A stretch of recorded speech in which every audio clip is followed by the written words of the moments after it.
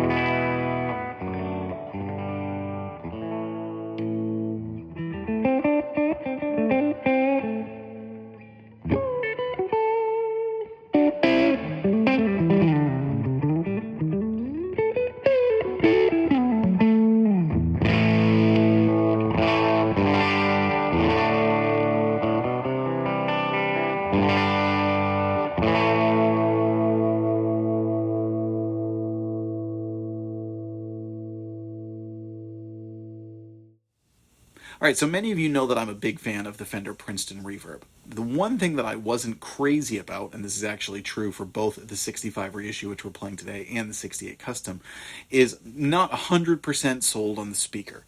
Not necessarily like it's the worst speaker I've ever heard. It's certainly not a low-quality speaker. I have no problem with Jensen. Jensen is synonymous with Fender tone. They make a lot of great classic speakers. But I found that this particular one had a little too much of an emphasis on the bright top end. And for an amp like a Princeton, being a smaller amp, I want a nice, well-rounded sound. So I reached out to Weber to see if they would want to collaborate because I'm a big fan of Weber speakers, and they said they'd be interested, so we're working with the 10F150 F150T for this video. So I do want to mention this is a sponsored video, and I also want to be upfront about it that I believe that this is a speaker upgrade. Now, I'm not being paid to say that, so this is not a paid commercial. This is a Shootout, and obviously decide for yourself. I'm going to give them an even shake and play them back to back on the same settings, but I will say I reached out to Weber because I know they make good quality speakers, and I thought that that would be the right sound for the amplifier. Now, the F150T has a much bigger magnet. It's still rated 25 watts, just like the C10R. So no change in the wattage there, but it's a much beefier speaker.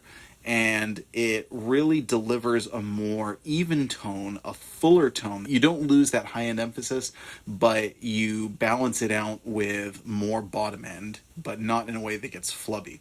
And I also noticed that the breakup is more pronounced and, again, more even. I found that the C10R could be not quite even when it breaks up. It doesn't break up a lot, and when it does, there were some very sort of slightly spiky frequencies that I wasn't crazy about, including a hint of fizziness.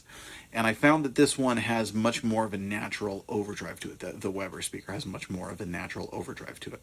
Now, I also wanted to try this one out because a lot of people talk about many speakers for this amp, but not as much about Weber. I've seen people talk about the Eminence Alessandro. One of the classic ones for it is going to be the Celestian Gold Alnico speaker. So I've seen people talk about a lot of speakers for this amplifier, but not as much about the Weber. So I thought this would be a good shootout. So for this video, the EQ is going to be set at 5 the whole time. The reverb is going to be set at 3 the whole time, and what I'm changing is the volume. So you've just heard it with the volume at 5, which on the C10R was completely clean. On the F150T, it was still clean with the Telecaster. Got a little bit of a hint of breakup with the SG, if you noticed.